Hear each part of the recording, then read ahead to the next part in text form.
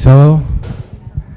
Bien, son cuestiones técnicas que a veces ocurren. Gracias, chicos, por la parte de los niños. La verdad que estuvo muy creativa, sobre todo el final, muy cómico.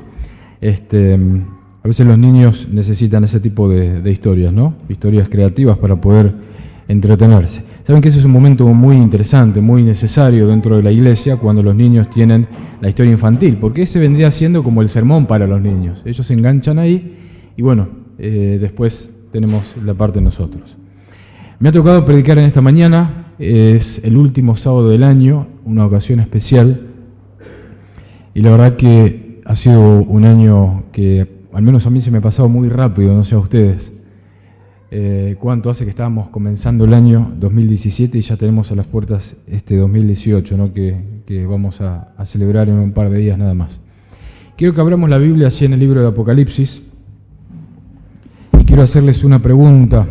Apocalipsis capítulo 3. Si yo les preguntara cómo anduvo la vida de ustedes este año, ¿cómo me dirían? Usando tal vez el famoso pulgar, ¿no? Para arriba, para abajo, para el medio. ¿Cómo les fue este año? Término medio, algunos. Algunos fue para arriba, muy bien, Julio. Muy bien, Nito. Walter. ¿Alguno tiene un pulgar para abajo? ¿Sí? Algunos señalan con el pulgar para abajo también. ¿Saben que cuando uno evalúa la vida de uno, tal vez uno dice, bueno, en general mi vida anduvo así, pero tal vez estaría bueno dividir la vida por áreas, ¿no? Nosotros, no es que nuestra vida es una sola cosa. A veces tal vez nos fue mal en algo y ese algo para nosotros era muy importante, entonces decimos que tuvimos un año malo. O nos fue bien en algo y tuvimos un año bueno. Pero en realidad nosotros tenemos muchas facetas como seres humanos. Y estaría bueno que lo viéramos de esta manera porque si nos va mal en algo, pero nos va bien en otras cosas, podemos hacer el equilibrio. ¿Vieron? Tenemos que tratar de ser optimistas como cristianos. Y algunos dicen que la vida tiene una faceta en el aspecto físico, mental, moral y espiritual. También se le agrega la parte o el aspecto social. Y también dentro de lo que sería el aspecto personal hay autores que dicen que uno tiene, además de la parte física y mental, hay cuestiones de realización personal, objetivos que uno quiere alcanzar y todo eso forma parte de la vida personal de uno. Saben que el otro día tuve un problema con el auto. Venía hacia Neuquén, más o menos eran las 4 de la tarde, el día miércoles, las 4 de la tarde. Vieron que el miércoles hizo mucho calor, ¿no? Un calor terrible, uno de los días más calurosos del año. Y resulta ser que cuando venía cruzando el puente, venía llegando a Neuquén, en un momento dado miro el tablero del auto y la aguja me estaba marcando la temperatura máxima. Un lugar donde no tendría que estar nunca la aguja del auto. Siempre tiene que estar en el medio, ¿no? Pero por alguna razón la aguja estaba en el máximo. Así que yo siempre me acuerdo de un consejo que me dio mi papá, porque yo de mecánica menos 10, conozco otras cosas, pero de mecánica de autos lamentablemente es un área pendiente que tengo que aprender se ríe Walter, tengo que aprender a conocer. Así que un día me dijo mi papá que si alguna vez te pasa eso, automáticamente hacete a un costado y para el auto. Así que yo, por las dudas, le hice caso, paré el vehículo y obviamente cuando uno apaga el motor, la temperatura ya llegó a su punto máximo, empieza a bajar, ¿no? Pero bueno, yo tuve la curiosidad de ver qué había pasado, por qué la temperatura había llegado a su máximo. Así que saco la traba del capot, abro el capot al costado de la ruta y empiezo a mirar. No sé qué miraba porque no entiendo nada, ¿no? Pero miraba a ver qué estaba caliente. Y miro la tapa del depósito de agua y estaba floja. Entonces yo digo, eso era. Empezó a perder agua por ahí y entonces voy y agarro y lo empiezo a ajustar. Cuando lo ajusto, retrocedo unos, 4 o 5 pasos, serían unos 3 metros más o menos, y cuando llego justo a esa distancia del auto, pego una explosión terrible. Yo no sabía de dónde venía esa explosión. y los automovilistas que iban pasando por el costado empezaron a mirar, porque justo hay un semáforo a esa altura. Y yo instintivamente me cubrí la cara con la explosión. Vieron que uno a veces tiene esos gestos, ¿no?, instintivos. Y saltó agua para todos lados, agua hirviendo, ¿sí?, a mucha temperatura, seguramente cerca de los 100 grados, y saltó terriblemente fuerte, y yo me di cuenta que la tapa no estaba más, la tapa del recipiente del agua. La empecé a buscar en el piso y la encontré partida en dos, y todos los resortitos que tiene adentro y las gomitas, los O-ring, todo que sellan, estaban todos separados, cada uno por su lado. Imagínense la presión que tenía eso, ¿no? Y el agua saltando como un volcán, y llenando todo el motor de agua caliente, que eso no pasa nada, pero yo, gracias a Dios, me evité no ser quemado por ese agua en ese momento. Gracias a Dios que me alejé. Ahora, habrán pasado 30 minutos, hice un par de llamadas, entre ellas a mi papá, que siempre es mi auxilio permanente cuando pasa algo así. Estaba medio lejos para volver. Llamé a mi cuñado, que también estaba por acá en Neuquén, pero no estaba disponible, el hermano de mi señora, así que digo, bueno, voy a esperar acá. Y a la media hora más o menos me avivé de que estaba en medio del sol, estaba complicado estar ahí, así que bajé a buscar agua, había un taller mecánico cerca, le eché el agua, se la consumió completa, así que volví a buscar agua de nuevo, y cuando subí le eché el agua, después de media hora el agua ya estaba tibia, no fría, porque con el calor que hace es imposible que llegue a estar fría, y entonces le saqué el cambio, más o menos acomodé. Vieron que los vehículos de ahora, con el tema de la dirección asistida, cuando están parados es difícil llevarlos, ¿no? Complicado, está medio dura la dirección. Pero no lo podía arrancar, así que lo llevé como pude y lo saqué de la ruta, bajé y lo dejé abajo de unos árboles que había. Me fui a comprar algo fresco y ahí vino mi papá. Y bueno, fin de la historia, lo llevamos al taller mecánico, lo arreglaron, era un pinchazo que tenía el radiador, así que por eso perdí agua por ahí. Y bueno, algo falló en el vehículo, porque me tendría que haber indicado que estaba la temperatura llegando y tendría que haber bajado la temperatura. Vieron que tiene como un termostato, ¿no?, un sensor. La temperatura debería haber bajado, pero aparentemente en ese momento no funcionó ese sensor como corresponde y llegó la temperatura a la temperatura máxima. Saben que a veces en nuestra vida los sensores también nos empiezan a fallar. Y muchas veces, si fallan esos sensores, nosotros no nos damos cuenta de que estamos yendo en nuestra vida o en algún área de nuestra vida hacia un camino que tal vez no deberíamos ir. Y yo quiero que por eso analicemos la historia de Apocalipsis capítulo 3. Porque la historia de Apocalipsis capítulo 3 es la historia de una iglesia a la que le fallan los sensores. Una iglesia que no sabe que está alcanzando, no sabe que está alcanzando la máxima temperatura. Una iglesia que no se da cuenta de que está en un camino equivocado y por eso recibe una fuerte advertencia. Y es la iglesia de la Odisea, es la última iglesia. Desde el versículo 14 de Apocalipsis 3 vamos a leer en la Biblia.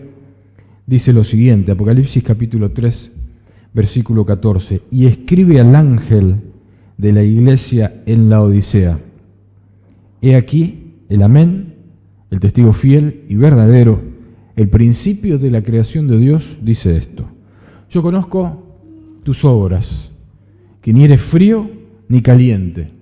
Ojalá fueses frío o caliente, pero por cuanto eres tibio y no frío ni caliente, te vomitaré de mi boca. Porque tú dices, yo soy rico y me he enriquecido, y de ninguna cosa tengo necesidad. Y no sabes que tú eres un desventurado, un miserable, un pobre, ciego y desnudo. Hasta aquí la primera parte de la historia. Allí está haciendo el análisis y el diagnóstico que le está haciendo Jesús a la iglesia de la Odisea. Es interesante que la primera parte, ¿sí?, de la historia de la Odisea comienza hablando Jesús. Y Jesús dice, he aquí el Amén de Jesús, dice la Biblia, que Jesús es el Amén, el testigo fiel y verdadero y el principio de la creación de Dios. Muchas veces cuando nosotros tenemos que tomar una decisión, buscamos una decisión que sea autorizada. Por ejemplo, si vamos a tomar una decisión con respecto a nuestra salud, ¿a quién recurrimos? A un médico, ¿verdad? Ahora, hoy en día hay tantas especialidades que si tenemos un problema de nuestra cabeza, vamos a un neurólogo. Si tenemos un problema de la piel, vamos a un dermatólogo. Si tenemos un problema en nuestra salud bucal, vamos a un dentista, y así sucesivamente, ¿no? Si yo tuviera un problema relacionado con la ingeniería, seguramente le preguntaría a Martín, que sabe mucho y se dedica a eso. Si tuviera un problema relacionado tal vez con alguna cuestión de mis mascotas, uno va a los veterinarios. Tenemos uno en nuestra iglesia, Pedro, que no está hoy con nosotros, y así sucesivamente, ¿no? Uno le pide a personas especialistas en su área que le den su opinión. Ahora, la persona que está hablando, yo quiero que nosotros veamos bien el versículo 14. Yo una vuelta recuerdo que prediqué, gracias Nico por el agua, una vuelta prediqué, y cuando salí de predicar, alguien en otra iglesia, no aquí, por supuesto, en otra iglesia, en otro lugar, me dijo: no estoy de acuerdo con lo que predicaste. Y yo le dije, está bien, ¿con qué parte? Y me dice: con eso que vos dijiste de que los seres humanos tenemos necesidades, porque hay algunos seres humanos que no tenemos necesidades, me dijo. Yo, por ejemplo, estoy bien, me dijo. Y a mí me llamó la atención que me dijera eso. Y aparte tenía una actitud un poquito como que estaba enojado por algunas cosas que yo había dicho en el sermón. Y saben que todos los seres humanos tenemos necesidades. Y todos necesitamos de Dios. Yo había hecho énfasis especialmente en este tema y parece que esta persona como que le molestó. Después finalmente la persona tuvo unas series de rebeldías contra la iglesia, pero lo que yo quiero que nosotros veamos en esta mañana es que la persona que nos está hablando aquí a nosotros es una persona que es autorizada para decirnos lo que nos dice. La persona que está hablando aquí es Jesús, y dice la Biblia: he aquí el amén. ¿Qué significa amén? Así sea. Una persona que dice: lo que yo te voy a decir es la verdad, es así como yo te digo, tiene que estar muy segura para hablar de esa forma.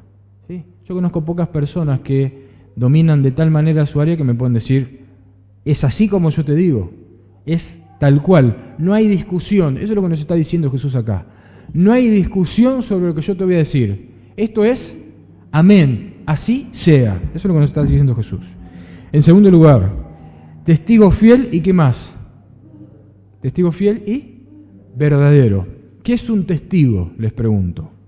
¿Por qué se dice que una persona es un testigo de algo? ¿Alguien que vivió algo? ¿Qué más?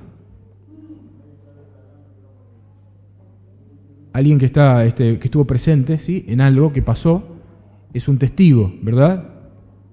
Si la persona se dice que es un falso testigo, ¿qué significa? Que está mintiendo. Lo vemos mucho hoy en día con tantos juicios que están habiendo a políticos y famosos, ¿no? Muchos falsos testigos, unos dicen una cosa, otros dicen otra, totalmente contraria, o sea que alguno es un falso testigo, porque alguno está diciendo algo que no es. Bueno, el hecho es que acá nosotros tenemos a alguien que dice ser el testigo fiel. Y si dice testigo, significa que está observando algo. Es interesante porque en el versículo 15, ¿cómo comienza el versículo 15? ¿Qué dice? Yo conozco, ¿qué cosa? Tus obras.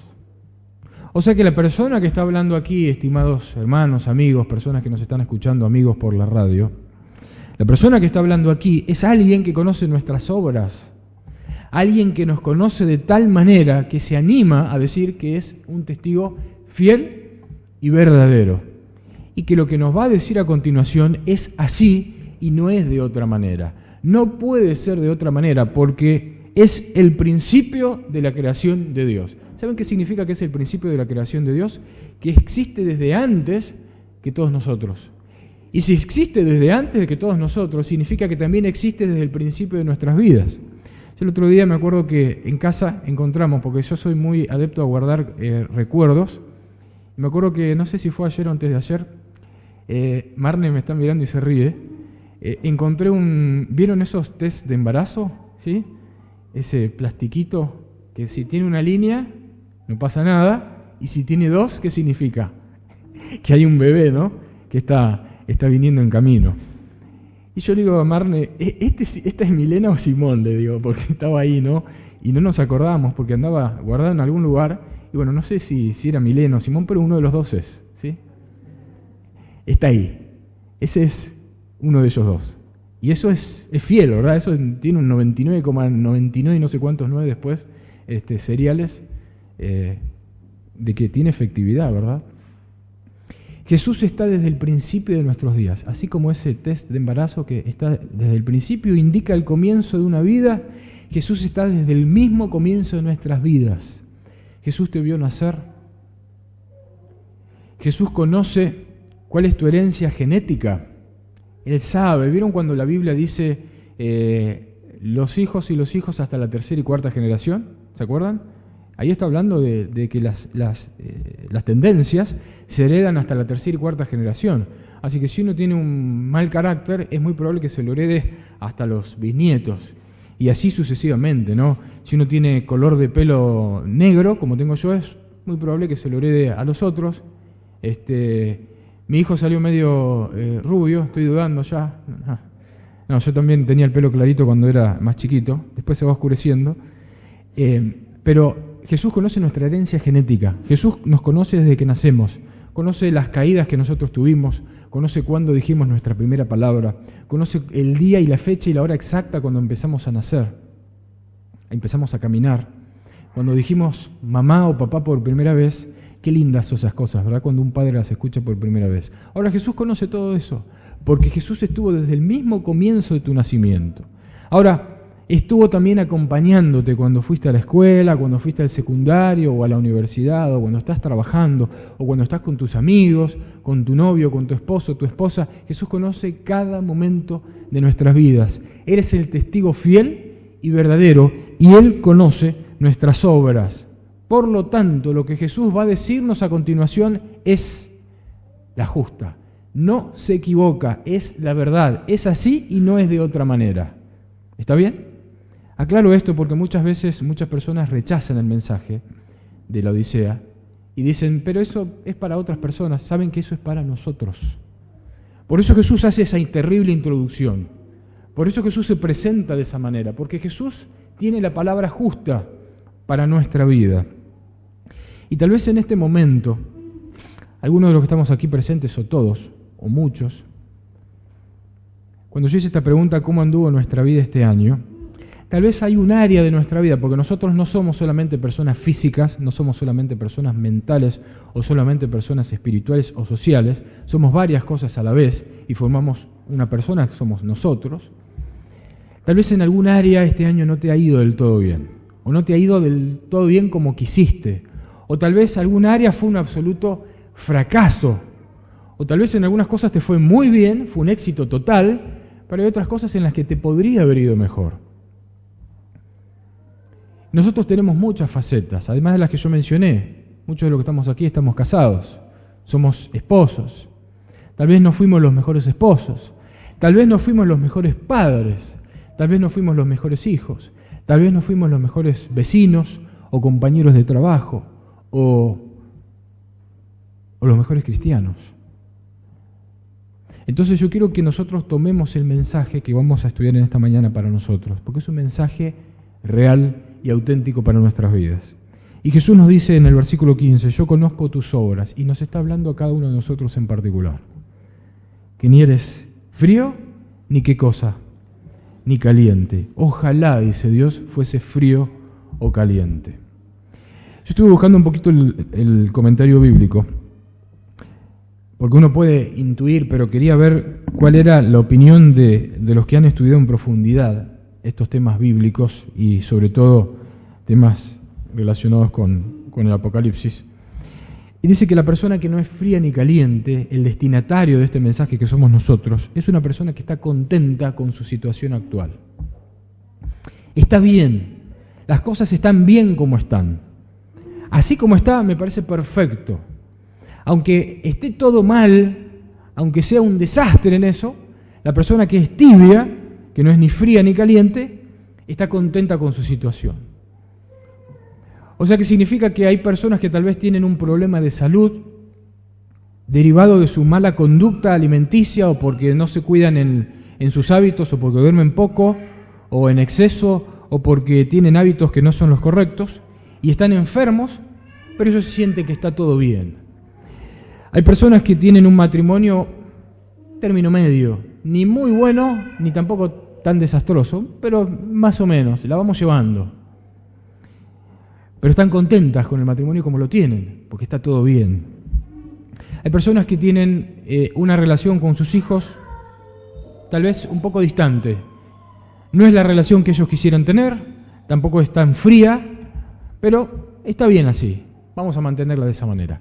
Según el comentario bíblico y según la Biblia, esa persona que está contenta con las cosas como están es una persona tibia, no desea mejorar, se conforma, y perdón con la palabra que voy a utilizar porque es fuerte, pero se conforman con la mediocridad.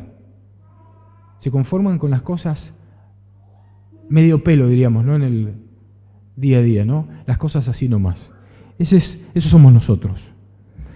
Otra cosa que es difícil de aceptar, y dice el versículo 16 dice que debido a que somos tibios, Jesús nos va a vomitar de su boca. Versículo 17, porque tú dices, yo soy rico y me he enriquecido, y de ninguna cosa tengo ¿qué? Necesidad.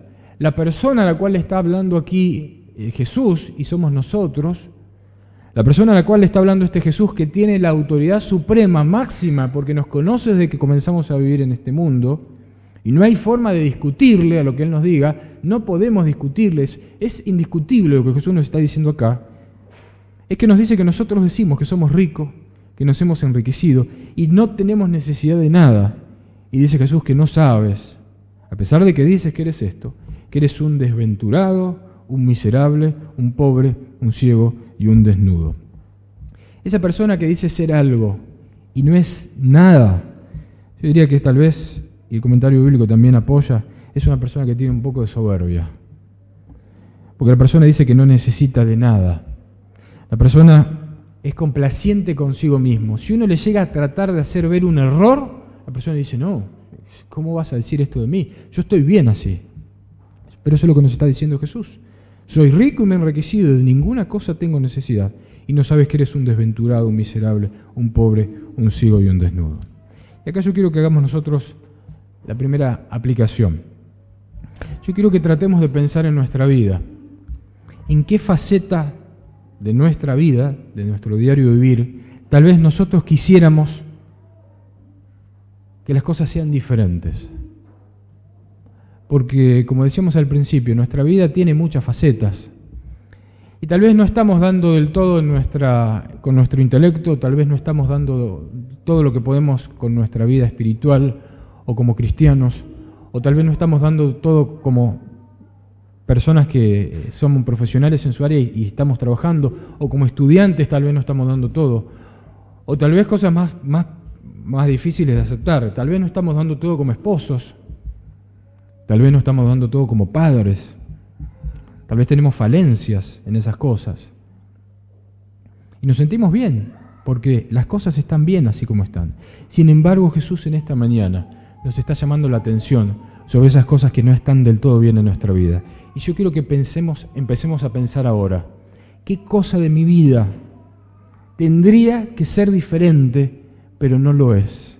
¿En qué cosa yo tendría que tener un 10, pero estoy teniendo un 4, un 5, o tal vez menos? Yo hace poquito le contaba justo a los chicos el otro día, agarré una suplencia en un secundario de un poquito menos de 2 meses, de una cátedra completa de todas las horas de matemática. Y justo me tocó llegar a final de año, así que tuve que evaluar. Así que imagínense ustedes, llegar a evaluar algo que yo no les había dado.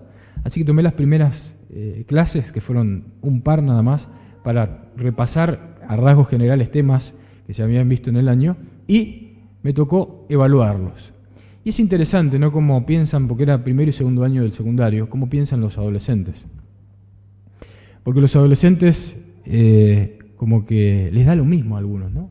Como que está todo bien, total, voy a pasar igual. Y me dice uno, profe, si repito, no pasa nada, me dijo. Y lo peor es que me lo dijeron varios eso. Si no apruebo, no importa. esa actitud es una actitud que podríamos llamar una actitud mediocre, ¿sí? Ahora, lo triste es que nosotros pensemos, si no mejoro como cristiano, no interesa. Si no mejoro como padre, no importa. Si no mejoro como esposo, no importa. Total, siempre fue así. Siempre fueron así las cosas. Y está todo bien. Si no mejoro como trabajador, ya nadie van a echar por eso. Si no mejoro como estudiante, hay tantos estudiantes. Ahora, lo peor de todo es que Dios está llamando la atención sobre las áreas en las cuales nosotros estamos siendo mediocres y no queremos darnos cuenta de que somos mediocres, porque nosotros necesitamos cambiar. Hace un par de años me acuerdo que fui al médico. Yo toda la vida tuve problemas siempre me dolió mucho la cabeza. Cuando era chico tuve un tratamiento neurológico 2 o 3 años. Me acuerdo que tomaba dos pastillas, las tomé como 2 años seguidos. Todo empezó porque yo llegué a la escuela un día y me tiraba en la cama de mis papás, me acuerdo porque me dolía mucho la cabeza, y me tiraba allí a dormir. Tenía 6, 7 años. Me tiraba a dormir porque me dolía tanto la cabeza que era terrible.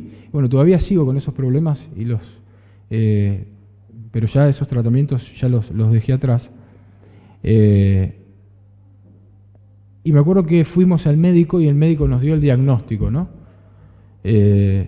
Y nos dijo la enfermedad que yo tenía, entonces nos recetó. Yo me acuerdo de haber visitado al médico un montón de veces cuando era chico. En una ocasión me pusieron unos electrodos, bueno, yo los veía así cuando era chico, ¿no? Capaz que eran así, pero yo los veía grandes. Pero me acuerdo que me metieron como 15 o 20 electrodos en la cabeza, me los tuvieron que enterrar. Yo era chiquito, 8 años tendría, y me los pusieron con anestesia, obviamente, pero en toda la cabeza. Yo sentía la presión solamente, pero me acuerdo de eso, porque vieron esas cosas que uno nunca se olvida, ¿no? Para mí fue terrorífico que me enterraran esas agujas. Y me lo hicieron porque me tenían que dar un diagnóstico. Fue algo muy doloroso para mí. Y yo me acuerdo que a veces he hablado con mi mamá y mi mamá me dice, ¿no?, el sufrimiento que ella tenía por esas cosas que veía. Imagínense ver a un hijo que le están enterrando agujas en la cabeza, ¿no? A mí no me gustaría que me pase. Y me acuerdo que con ese diagnóstico que me hicieron, porque fue un tratamiento que era más invasivo que los otros, que ponían esos algodoncitos por afuera, ahí me dieron, digamos, lo que yo tenía que hacer, ¿verdad? El tratamiento correcto. Saben, a veces el diagnóstico es doloroso, porque a veces Dios nos hace ver cosas dolorosas en nuestra vida. Pero yo, después de orar, elegí este tema porque estamos llegando al final del año, y está bueno que nosotros, al llegar al final del año, hagamos un balance en nuestra vida, hagamos un análisis y veamos cuáles son las cosas en las que tal vez no ha estado las cosas del todo bien. ¿Cuáles han sido las áreas en las que yo debería haber tenido un 10, pero yo dije, está todo bien, me conformo con que las cosas sigan así como están? Pero esto es un tema personal, un tema que yo espero que cada uno de nosotros lo apropie para sí y que nos empecemos a hacer un autoanálisis en este momento. Y tal vez mientras yo estoy hablando podamos decirle a Dios, Señor, yo sé que en esto, porque saben, si hay alguien que no puede mentirse a sí mismo es uno. Yo puedo mentir a los demás, pero yo sé en qué estoy fallando. Yo sé en qué estoy fallando y yo sé en qué debería mejorar. Y yo sé en qué debería cambiar. Entonces, Dios en este momento me está dando la oportunidad de hacer ese análisis a través del estudio que estamos haciendo en este momento de Apocalipsis capítulo 3, el mensaje a la Odisea. Y créanme que yo primero lo tomo para mí mismo, pero también comparto esto y yo quiero que cada uno pueda hacerlo consigo mismo. Porque el consejo que Dios nos está dando en esta mañana no es porque Dios nos quiere hacer sufrir o Dios nos quiere enterrar las agujas esas en el cerebro para hacernos sangrar y para lastimarnos y para provocarnos dolor. El consejo que Dios nos está dando a nosotros en esta mañana viene debido a que hay algo que está escrito ahí en el versículo 19 de Apocalipsis 3, que dice Dios, yo reprendo y castigo a quienes, a todos los que ¿qué? A los que amo. O sea que ¿saben qué? El mensaje de esta mañana de Dios es un mensaje de amor. Aunque a nosotros nos duela, es un mensaje de amor. Y en este momento se me está viniendo a la mente la educación de nuestros hijos, ¿no? Sobre todo mi hija Milena, que está allí jugando y que tiene 4 años. Y Y saben que a veces ella quiere hacer cosas, en su mente de niña evalúa que está bien, y nosotros como papá evaluamos que no está bien eso que ella quiere hacer. O no está bien esa manera en la que ella responde, o en la que ella reacciona, o en la que ella encara ciertas cosas. Porque ella es una niña, no evalúa correctamente ciertas cosas. Tiene 4 años recién. Todavía le queda muchísimo camino por recorrer. Ahora, los que son padres saben por experiencia que cuando uno le dice a un hijo que no en algo, porque eso está mal y no corresponde que el hijo haga eso, ¿qué pasa con los hijos generalmente? ¿Qué pasa? Se enojan. ¿Qué más? ¿Qué más hacen los hijos? Lloran. Lloran. Pero es necesario decírselos. Yo no puedo no decírselo, porque si yo amo a mi hijo, yo le tengo que decir a mi hijo lo que está haciendo mal. Si mi hijo me contestó mal, yo se lo tengo que decir. Ahora, yo quiero que tomemos el mensaje de Dios de esa manera. Dios nos está reprendiendo a nosotros. Pero no se enojen con el mensajero, como hacían los romanos que liquidaban al mensajero cuando le llevaban malas noticias. No se enojen con Dios. Tratemos de tomarlo como un mensaje de amor, porque si hay algo que Dios quiere que nosotros que reaccionemos en algo es porque Dios nos ama realmente. Yo reprendo y castigo a todos los que amo. Si fuéramos una cosa más para Dios, Dios ni siquiera se preocuparía por nosotros. ¿Por qué limpiamos nuestra casa? ¿Por qué limpian ustedes su casa? Y no limpian la casa del vecino. Ustedes se levantan y van a limpiar la casa del vecino. Limpian su casa, ¿por qué? Porque les importa. ¿Por qué lavamos el auto? Y no el auto de alguien que no conocemos. Lavamos nuestro auto. Porque me importa. ¿Sí? ¿Por qué nos bañamos? ¿Por qué nos ponemos ropa limpia? ¿Por qué nos tratamos de arreglar bien? Nos ponemos perfume, usamos cosméticos para oler bien. ¿Por qué? Porque queremos nuestro cuerpo. ¿Sí? ¿Por qué no dejamos que alguien venga y nos corte así? Porque, tiene un cuchillo en la mano, te quiero cortar. ¿Por qué nosotros no dejamos que nos hagan esas cosas? Porque amamos nuestro cuerpo. No somos masoquistas, ¿verdad? Bueno, con Dios pasa lo mismo. Dios ama a sus hijos. Entonces Dios tiene que, si ve que sus hijos se están desviando del camino, ¿qué tiene que hacer Dios? Tiene que llamarles la atención. Ahora, Dios nos da una solución. Y esa solución está así en el versículo 18. Dice la Biblia: por tanto, yo te aconsejo que de mí compres. Hay 3 cosas que Dios nos señala en este versículo: oro refinado en fuego, para que seas rico; vestiduras blancas para vestirte, para que no se descubra la vergüenza de tu desnudez; y que unjamos nuestros ojos con colirio, para que podamos ver. 3 cosas: oro refinado en fuego, vestiduras blancas y colirio. Oro refinado en fuego, vestiduras blancas y colirio. Esas 3 cosas, ¿qué significan cada una? Yo estuve buscando también el comentario bíblico y nos lleva a otros versículos, y vamos a comenzar con la primera.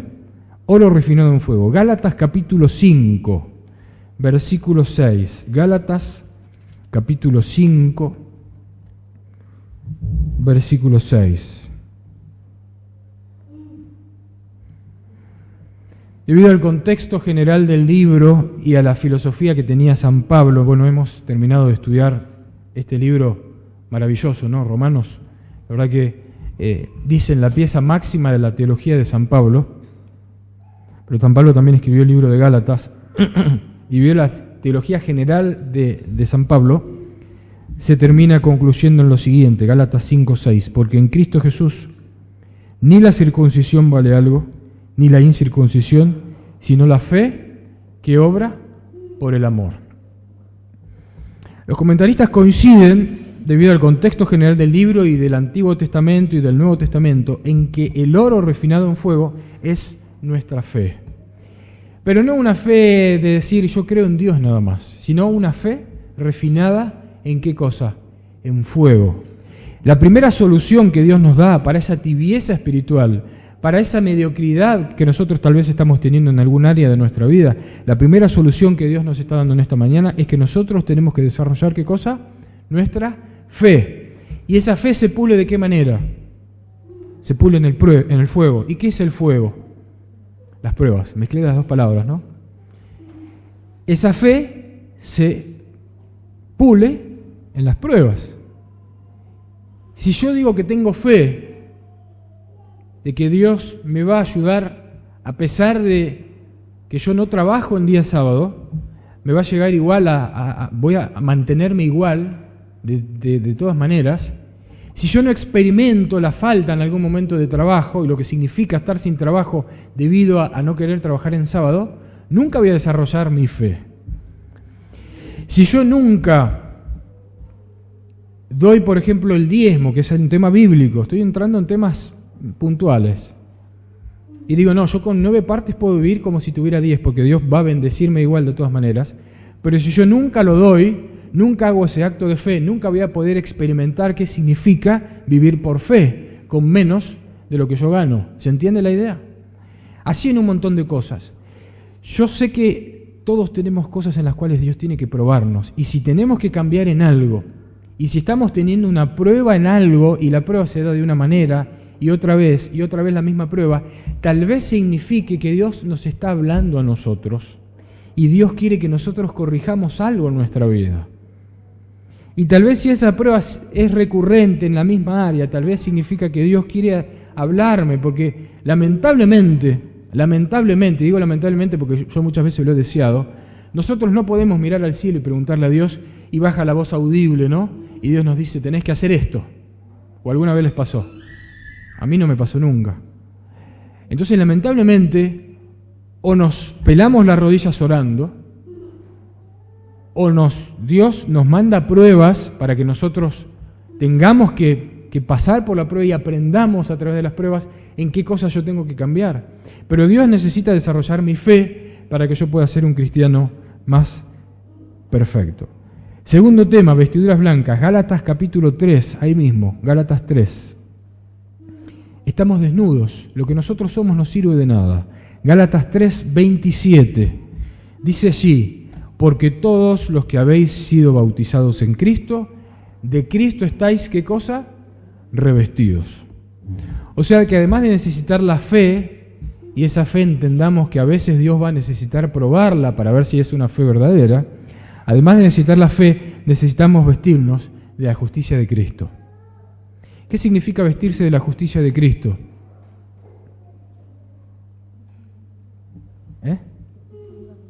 Cristo tiene que vivir en nosotros. Muy buena la respuesta. ¿Saben? Muchas veces nosotros pegamos una lista, ¿no?, de cosas que tenemos que hacer. Y entonces empezamos a hacer el checklist, ¿no? Tengo que hacer esto, esto, esto y esto y esto. No hacer, ser de esta y esta forma. Y en realidad lo que nosotros deberíamos preocuparnos es de estar cada día más conectados con Jesús. Porque si nosotros estamos cada día más conectados con Jesús, vamos a empezar a vivir cada vez más la vida que Jesús quiere que vivamos. Entonces vivir una vida cristiana no va a ser una carga, no va a ser levantarse todos los días y mirar a ver nuestra vida y tratar de compararla, no va a ser eso. Nuestra vida, ¿qué va a ser? Va a ser levantarnos a la mañana, hacer nuestro culto personal, buscar a Dios en la Biblia, en la oración, pedirle a Dios que nos muestre cuál es su voluntad. Miren, yo quiero compartir una cita, por eso traje el folleto, del folleto de Escuela Sabática que acabamos de terminar en este trimestre y en este sábado. Conocen a Elena G. de White, ¿verdad? Elena de White fue una persona que tuvo la iglesia adventista, que tenía el don de profecía. Entonces, como ella decía cosas que después se cumplían, mucha gente, en vez de orar, iba a Elena de White a preguntarle qué cosas tenía que hacer en su vida. Y eso lo dice acá, hemos leído la lección esta semana. Dice que muchos iban a ella preguntándole, ¿puedo hacer esto? ¿Debo hacer este negocio o este otro? ¿Puedo usar este vestido o el otro? Entonces miren lo que ella le respondió. Ustedes pretendan ser discípulos de Cristo. Estudien la Biblia. Lean cuidadosamente y con oración la vida de nuestro querido Salvador cuando moró entre los hombres sobre la tierra. Imiten su vida y así no se apartarán de la senda estrecha. Rehusamos ser la conciencia para ustedes. Si les dijéramos exactamente lo que ustedes tienen que hacer, nos mirarían a nosotros en lugar de acudir directamente a Jesús por sí mismos. ¿Se dan cuenta? No tenemos que mirar a ningún ejemplo humano. Y cierro la cita con esto. No hemos de colocar la responsabilidad de nuestro deber en otros y esperar que ellos nos digan qué es lo que debemos hacer. El Señor nos enseñará nuestro deber tan voluntariamente como le enseñaría a cualquier otra persona. Si nosotros consideramos que hay una persona sabia, que siempre tiene la respuesta correcta, miren lo que nos dice acá. El Señor nos enseñará nuestro deber tan voluntariamente como le enseñaría a cualquier otra persona. Y termina la cita diciendo, los que decidan no hacer en ningún ramo de su vida algo que desagrade a Dios, sabrán exactamente, luego de presentarle su caso, qué conducta seguir. ¿Se dan cuenta? Los que decidan no hacer en ningún ramo algo que desagrade a Dios, sabrán exactamente, luego de presentarle su caso a Dios, qué conducta seguir. Yo quiero que nosotros reflexionemos en esta mañana, en nuestra vida nuevamente, y repasemos. Hay cosas en las cuales nosotros necesitamos corregir nuestra vida. Y no pensemos como la Odisea, yo soy rico, no necesito nada. Hay cosas, y yo quiero que en este momento nosotros reflexionemos, ¿en qué estoy necesitando cambiar? ¿En qué necesito cambiar? ¿Qué cosa necesito que cambie en mi vida para que el año que viene sea mejor? Tal vez sea mi momento de relación con Dios. Tal vez no estoy siendo el mejor esposo o la mejor esposa y tal vez tenga que cambiar en ese sentido. Tal vez no estoy siendo el mejor padre o el mejor hijo porque trato a mis hijos o a mis padres con desconsideración. Tal vez no estoy siendo un buen cristiano, tal vez no estoy cuidando mi salud, tal vez no estoy cuidando mis actitudes, tal vez mi carácter debería cambiar. Yo creo que cada uno reflexione en este momento. Nadie es juez de nadie, todos somos jueces de nosotros mismos y Dios es el juez final. Así que yo en este momento quiero que nosotros hagamos este ejercicio, que reflexionemos para nuestros adentros. ¿En qué cosa necesito cambiar? Y si no podemos por nosotros mismos darnos cuenta, Dios nos dice que usemos el colirio. ¿Saben dónde está el colirio? Salmo 139, es el último versículo y con esto cierro. Salmos 139, versículos 23 y 24.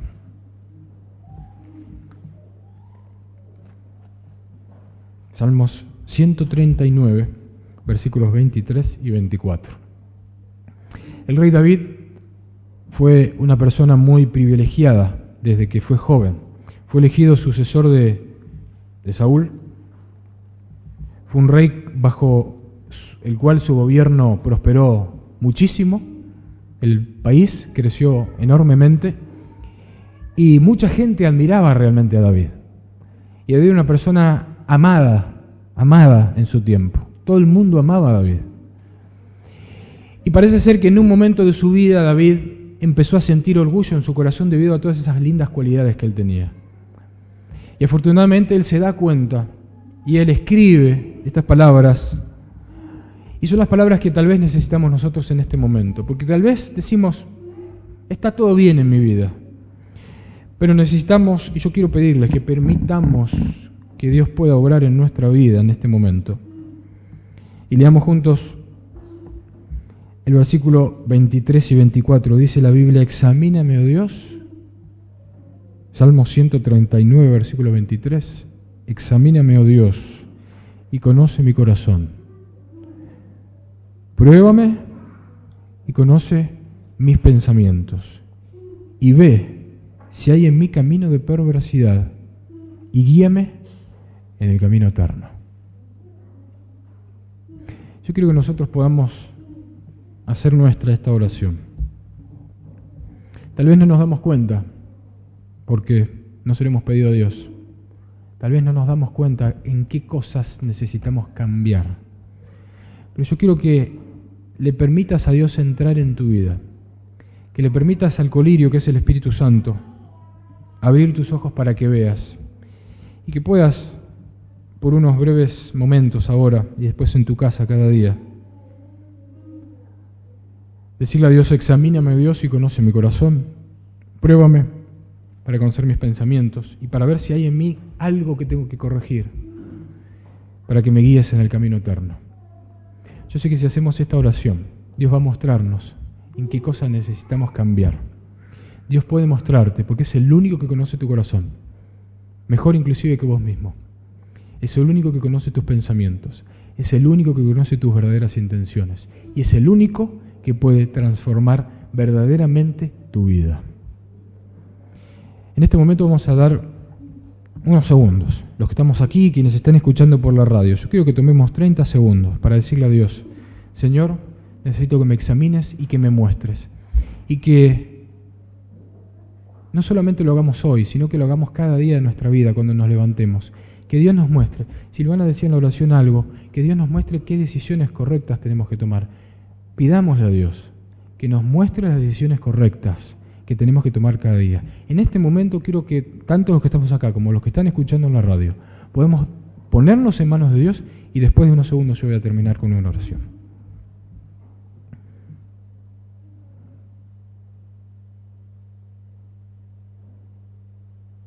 Querido Padre, en este momento queremos venir a ti porque necesitamos que tú examines nuestro corazón, que examines nuestra vida, que examines nuestros pensamientos.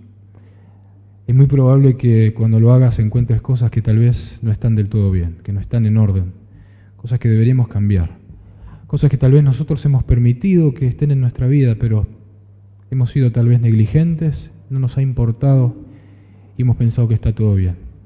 Pero Señor, queremos pedirte que tú nos ayudes y que nos transformes. Tal vez tenemos que cambiar nuestra relación contigo, tal vez tenemos que mejorar como esposos, como hijos, como padres, como cristianos, como vecinos, como trabajadores, como estudiantes, como personas. Queremos rogarte que tú nos ayudes, Señor, para poder corregir nuestra vida, para poder permitirte que tú pongas en orden aquellas cosas que no están del todo bien. Señor, en este momento entregamos nuestras vidas a ti. Estamos llegando al final del año y no queremos dejar pasar la oportunidad, en este nuevo año que vamos a comenzar, de pedirte y permitirte que tú puedas entrar en nuestro corazón para transformar nuestras vidas. Gracias, Señor, por escucharnos. En el nombre de Jesús. Amén.